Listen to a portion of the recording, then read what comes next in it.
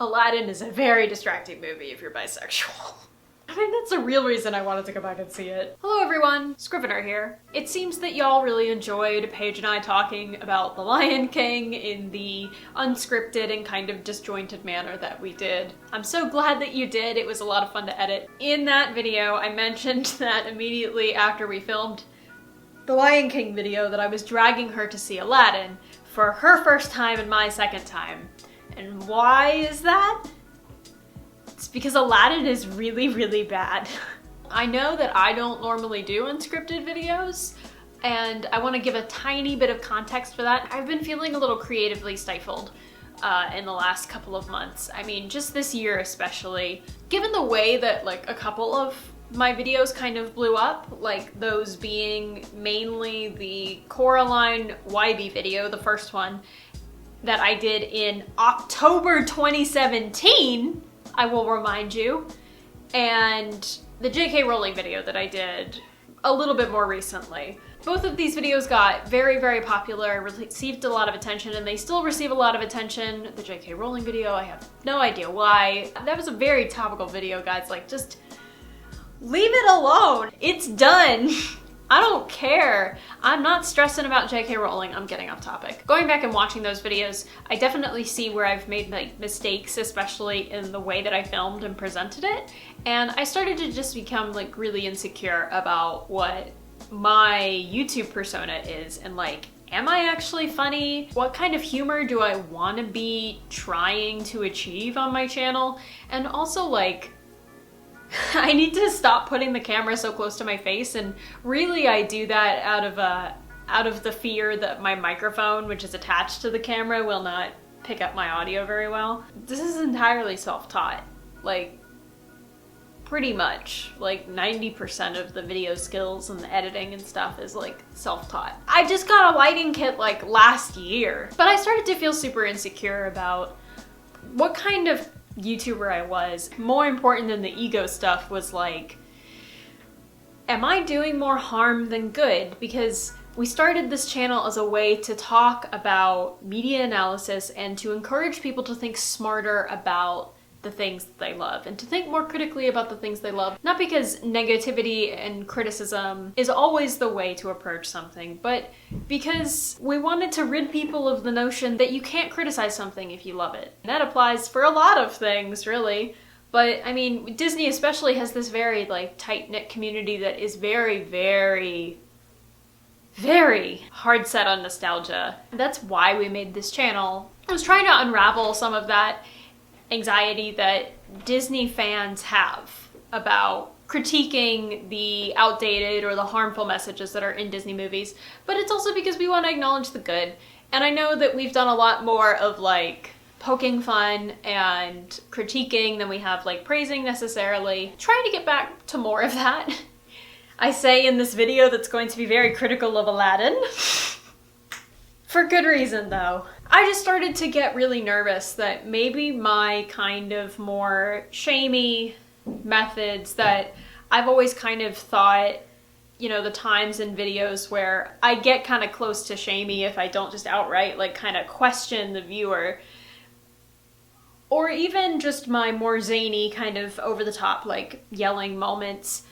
I have always approached that with the thought that like, people are very, very attached to the stories that mean a lot to them because they associate stories they like with themselves, with their identity. And so when you start to critique something that they love, they feel very personally attacked. And so I've always tried to make the videos kind of funny so that people can laugh, so that they can be comfortable with the fact that I'm critiquing something that they like.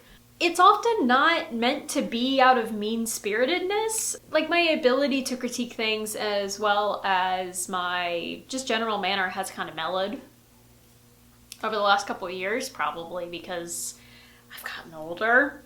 All that is to say that I started to worry that maybe, you know, some of my louder kind of moments were actually pushing more people away than it was helping draw people in,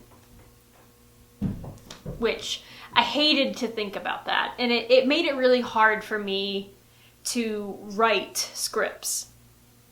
And so I was kind of stuck. The Hamilton video was the result of like weeks of writing and pushing forward, and I'm so glad that you all liked it, but it was also genuinely surprising that you all liked it. Thank you. And I worked really, really hard on it, and you can see in that video that I worked really hard on it, but like, I was convinced pretty much up until the very last moment when I posted it that like it would just be better if I didn't.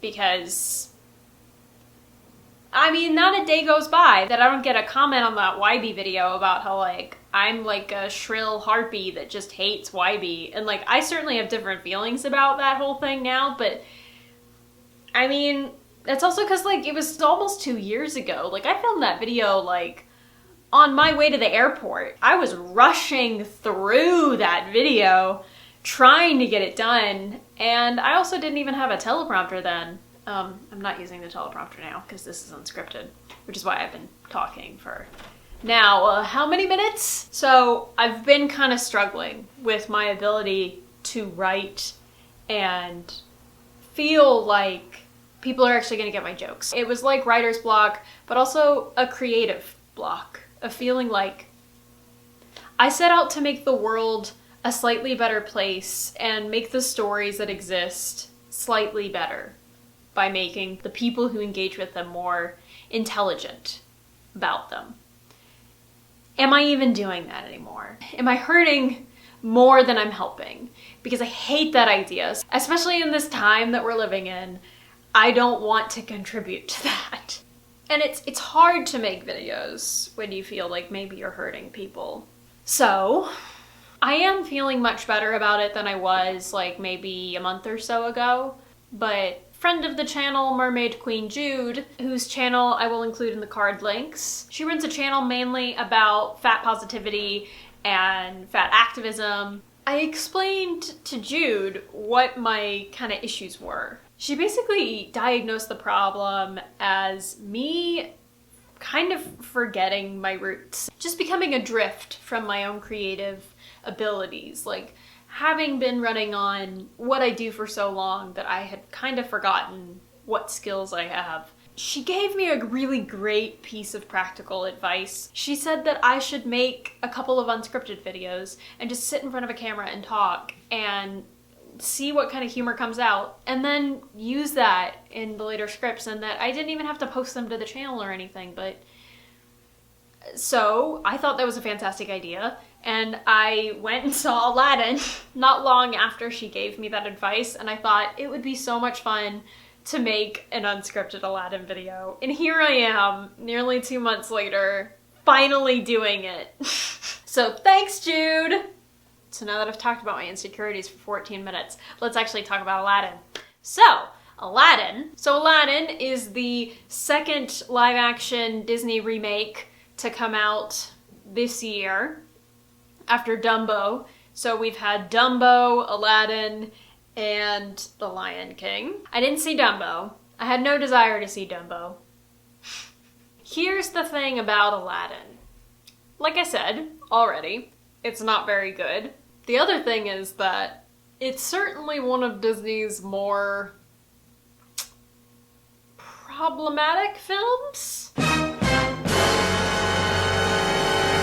And I mean that in both senses. I mean that in the dictionary definition sense, and I mean that in the way that it has come to be understood in the last couple of years. Disney's original Aladdin is kind of this exercise of just very like vague Orientalism. The original animated movie has a bit more of that going on just by virtue of the people involved in the production and the cast. So what I mean by that is, let's see, nearly all of the voice cast is white, and all of the characters that we are meant to like are very Americanized and have very light skin. I'm nowhere near the first person to point that out. This is very well known. This is not a hot Disney take. So I was always kind of interested to see Aladdin because I thought, well, at least it'll be better than when it was all white people and all the heroes were like light-skinned and all of the antagonistic characters were like ugly and dark brown. And I mean, sure, Disney cleared that bar, I guess. That very low bar. Now it's all brown people.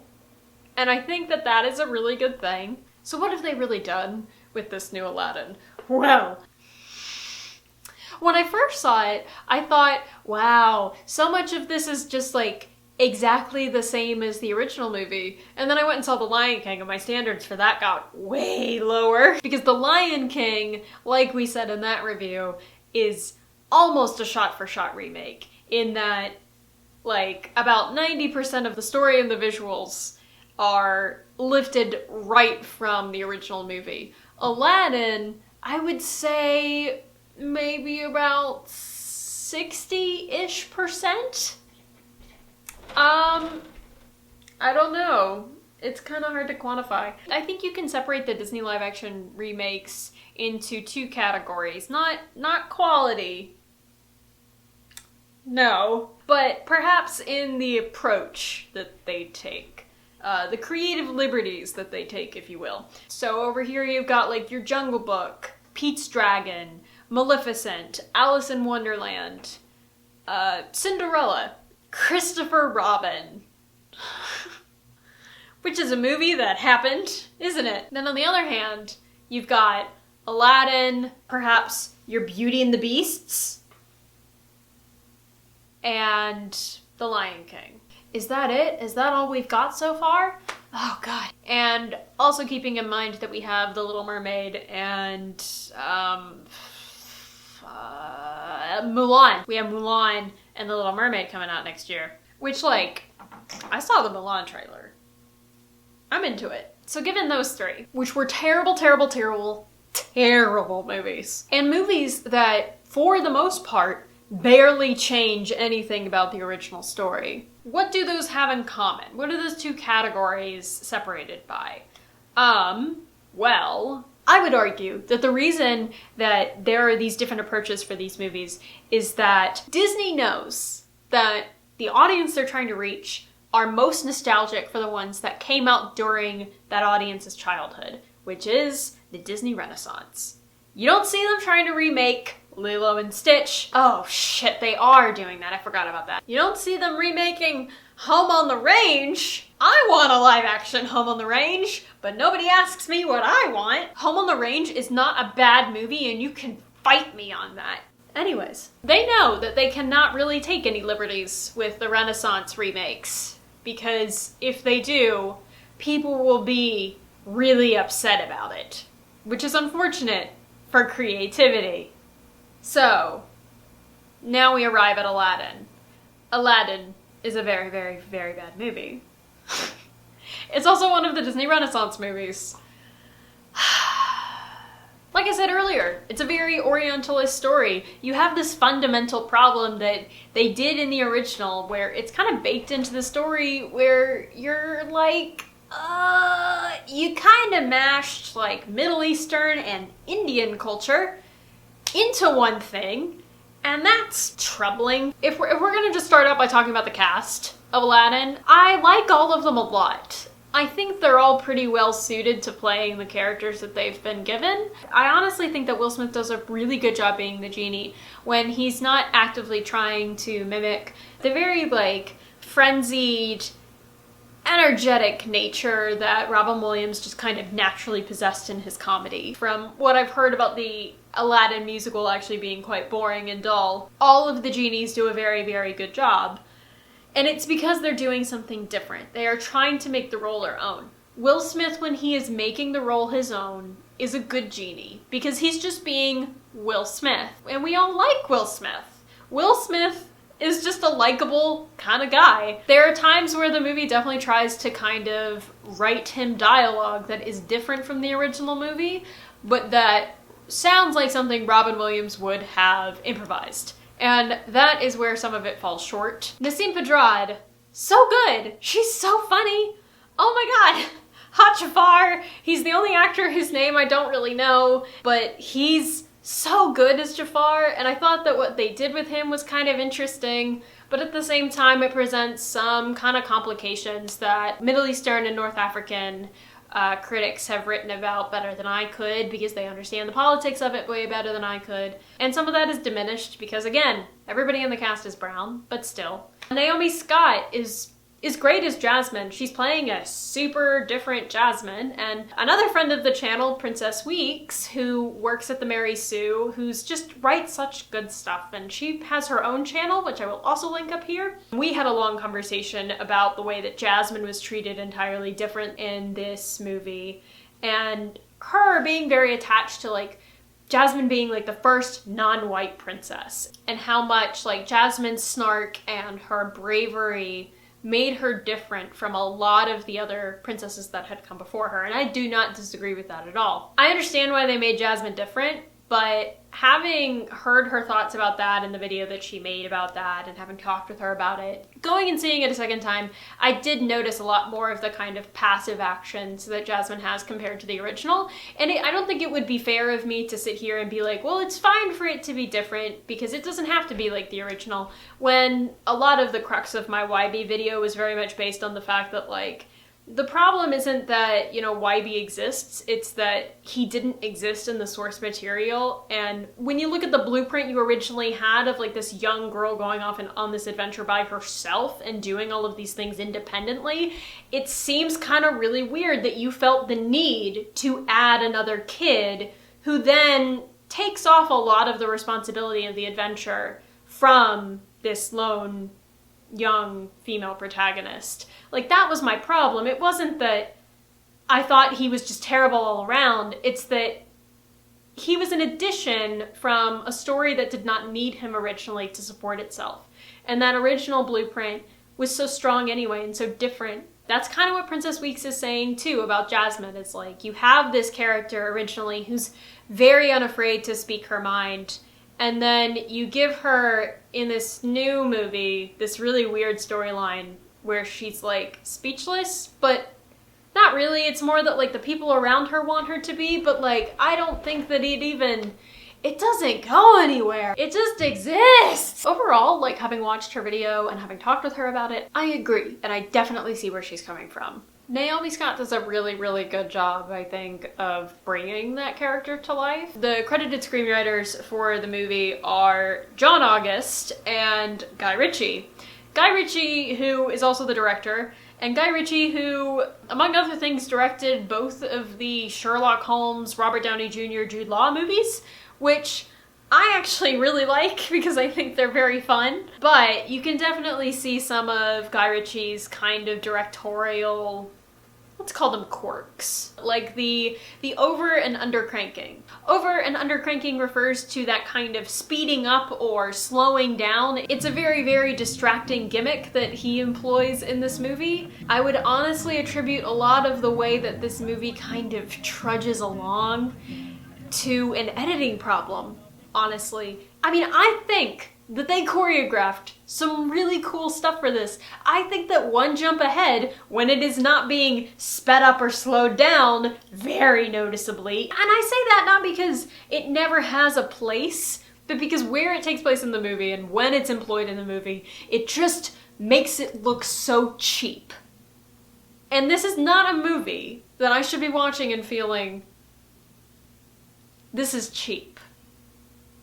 It often felt like something that was used because they wanted a lazy workaround for, you know, going back and actually doing the right work that they should have been doing from the moment that they shot it. I genuinely think that there is some fantastic footage that they have in that movie, at least decent choreography, and I don't even think it was filmed badly. I think it was all edited into something, and it's just boring. I feel that the most in Prince Ali. The girlfriend has seen Aladdin on the West End, and she says that the musical version actually makes it slower than it did in the movie, which is, first of all, wow. Second of all, I think the biggest problem is that it doesn't feel like a musical number. It feels like a parade is being filmed. And I mean, I don't know what it is. It's just sad. I just felt like the whole movie was very, very poorly edited. So I've seen it twice now, right? I saw it once, like, pretty close to when it came out, and then I saw it with Paige this last weekend. Friend Like Me, surprisingly, remained my favorite musical number. When Paige and I were watching it, she actually leaned over to me and at one point during Friend Like Me and said, like, this is what Be Our Guest thought it was doing. I don't think that's a bad way to describe it at all. Be Our Guest in the 2017 Beauty and the Beast is... it's fine. It's colorful. It's not that it doesn't have some good ideas. It's just that there's also a lot of really weird stuff incorporated into there as well that doesn't need to be there, like the winking Emma Thompson teapot that will haunt my dreams forever and now it will haunt yours too.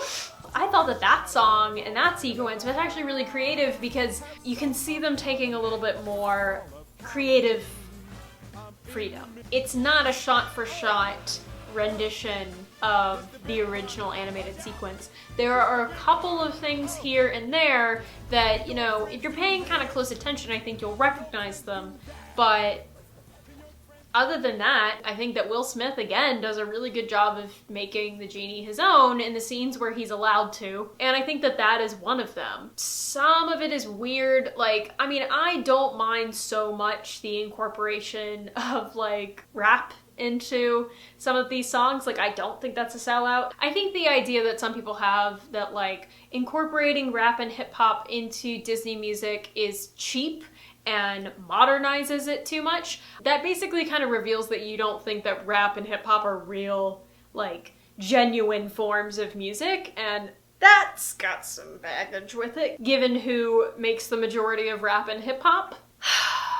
There are a couple of things I really, really want to say about this movie, and it's gonna be kind of just a larger statement about the way that these movies are handled. So Paige and I did that series on Tim Burton back in December 2018, right?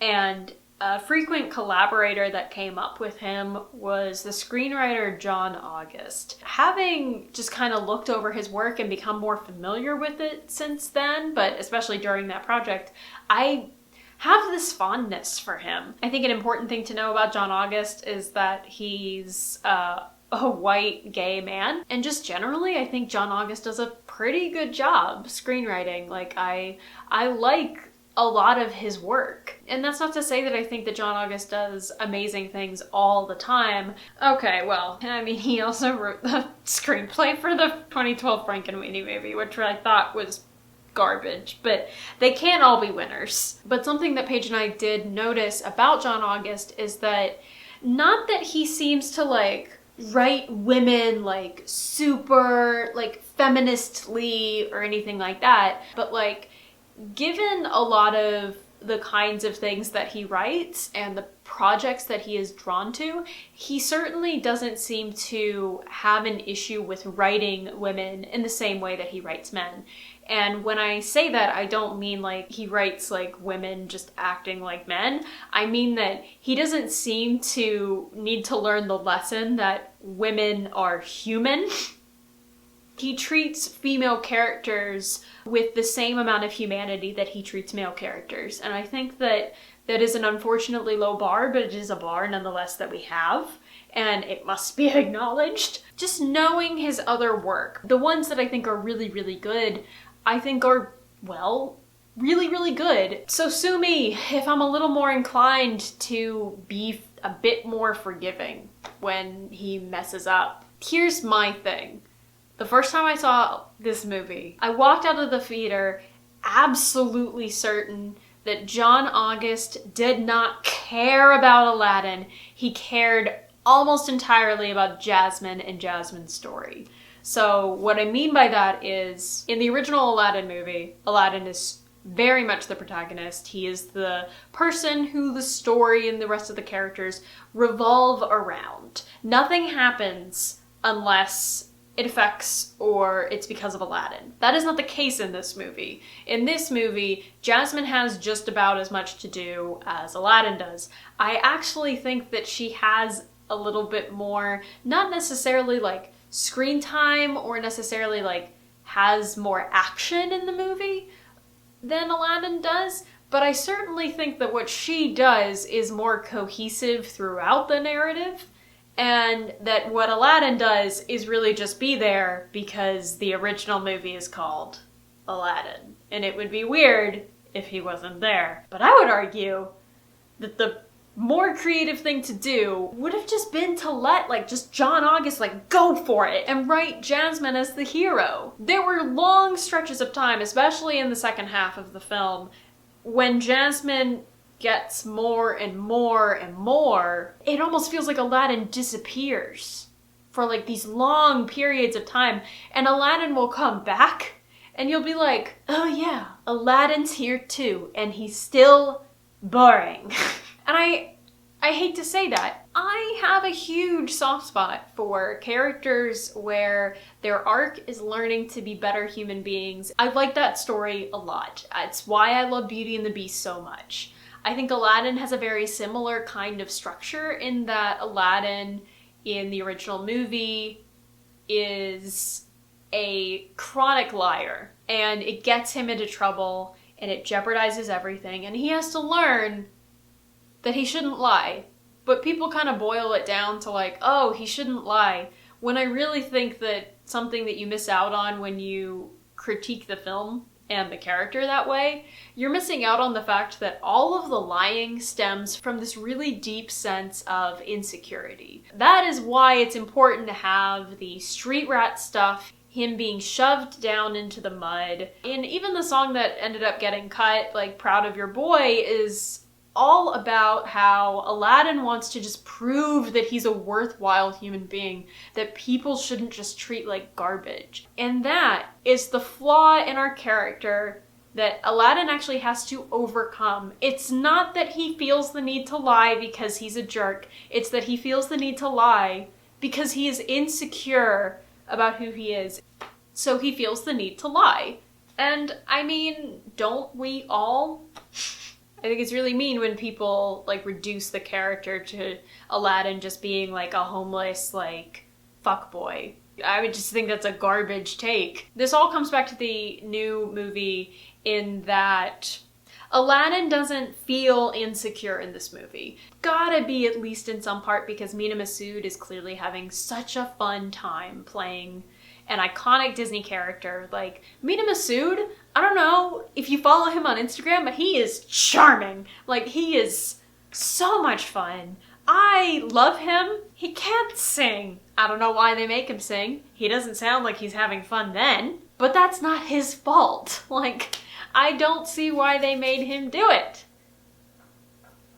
But Mina Masood is just so bright and cheerful as Aladdin. He does a fantastic job. But I think one of the problems is that they don't really ever emphasize the fact that he acts the way that he does because of any reason. He just acts the way that he does in this movie because that's the way he acted in the original movie. These live action remakes often, they replicate the results, they replicate the actions, but they don't replicate the reasons. They don't feel the need to set the groundwork that was required in the original movie. So we talked about this in The Lion King. Like, The Lion King is probably the most egregious example of this, of just kind of reproducing the sequence of events, but with none of the heart. And really what I mean by that is, like, it makes a lot more sense when you watch the original animated Lion King that Simba would feel so, you know, traumatized and would be willing to turn his back on everything, because we have seen the development of the relationship between him and his father. We haven't just been told that there is a relationship and been left to assume that there is one, because otherwise he wouldn't be sad about it, I guess. Aladdin has a similar problem, just not as bad as The Lion King does. Another issue that you run into when you try to just replicate the events and the results rather than the emotion that created those results in the first place is you have a scene where your characters sing A Whole New World, where Jasmine seems to know a lot more about the outside world and be a lot more exposed to the outside world than she was in the original, so it doesn't really work anymore. And it just... I don't even know what else I can say about this, except that, like, it's so bad. I've lost a little bit of my zeal because I'm running out of time. I need to go to bed, but, like...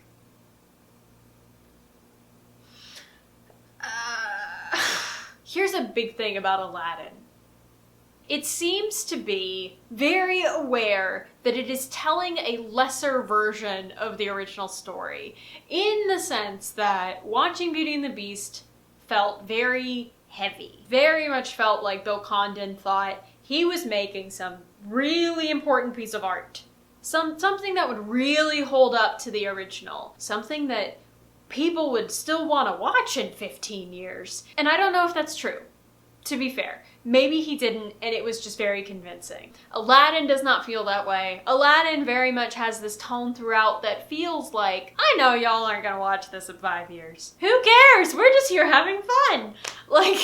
And I respect that in terms of these movies. I can lament the fact that we have very, very low standards for these movies, and the fact that I really believe that this is just degrading the brand, honestly. And I think it's worse because the Disney shareholders don't care, because it just makes them a lot of money. They don't care that there's going to be, at some point, an entire generation of kids who maybe aren't growing up on the original good movies and are instead growing up on these trashy movies. And who knows, maybe in 25 years, there's gonna be some kid that is gonna tell me like, Disney movies are crap, because this is what we have. This is the recent stuff that we have. And we will occasionally have a Moana, but we will more often than not have an Aladdin. At least for the next couple of years, until this nostalgia bubble bursts. Who knows what's going to happen? I don't. I'm just genuinely kind of nervous that we might be heading into a dark age for Disney again. And clearly, despite all of the power in the world, all of the power that they have, all of the money that they have, they're not taking any risks. And it's just like, what do you have to lose? You could be making such interesting stories with all of this power, and you choose to do nothing with it. You choose to appeal to the lowest common denominator. You choose to make something that will appeal, that's been focus grouped to death. And it's so sad. And I really didn't intend this video to be like a rant against the whole institution in general. Because it's not that the people involved in these projects are not super passionate. Like, you can tell that everybody in Aladdin is super excited to be there. And Mina Masood's like excitement to be an Egyptian actor in this huge thing, and the excitement that I've seen from a lot of Egyptian people are just so happy to see him there and see themselves represented on screen. I think that that is something that Aladdin has a leg up on in regards to like something like Dumbo. Aladdin, for it being a very silly, bad film, that adds something to the world. I genuinely believe that. That's why it kind of pissed me off when a lot of people were so like, oh, well, I'm not even gonna see Aladdin because I'm just very against this whole thing. And I'm like, if you saw Dumbo, you do not have any right to be pretentious about Aladdin. Please. I feel like if you genuinely want to,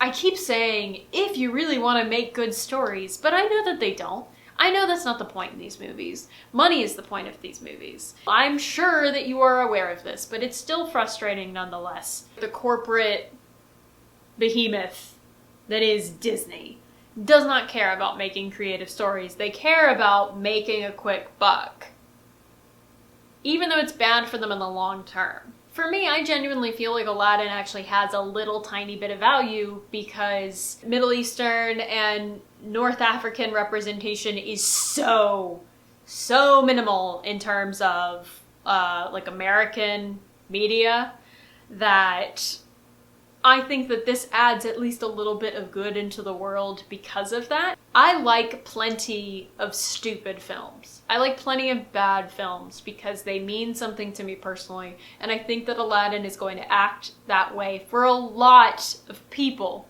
And I think that's really, really important. It doesn't mean that we can't critique how bad of a film it is, or the ways in which that good, despite it being good, is disingenuous. Just a bit. Guy Ritchie, a white British guy, is absolutely not the right person to direct something that already has so much Orientalist cultural baggage attached to it. You know? I like Jon Favreau. I liked The Jungle Book. I actually thought The Jungle Book was a relatively creative and fun and fresh film. But Jon Favreau, also a white guy, directing a movie that is set in Africa, that clearly tried to make the effort of, you know, having a majority black cast, even though it had a little tiny sprinkling of Africa in it, but mostly just a black American cast. And that's great, but it's not just the cast that's important when it comes to representation. It's also your screenwriters, it's your editors, it's your directors, it's your composers, it's all of that stuff. And the same goes for Aladdin. Like, I can't think of a person worse suited to kind of work to solve Aladdin's Orientalist problem than a white British guy. Just not the right candidate for such a job. In case you're not sure why I'm still coming back to the Orientalist thing, I'll link some articles in the description below. It's a way of exoticizing cultures with predominantly people of color in a way that is very voyeuristic and very fetishistic. And ultimately it all comes down to dehumanization. Like, we do not see the mysterious East as people. We see it as a land to be conquered, as a mysterious thing where people are uncivilized and we don't know what they're doing over there and we should really go and explore, and that's dehumanizing. Like, we don't think of Montana that way, you know? We're not like, oh, those mysterious Montanians. This got away from me. Something really interesting that Paige said when we were driving back home after Aladdin was that she's going to be very, very interested to see what happens in maybe like 15 years when we get to finally like hear from the people who were behind these movies, these remakes, and what kind of instructions they received about how they needed to make them.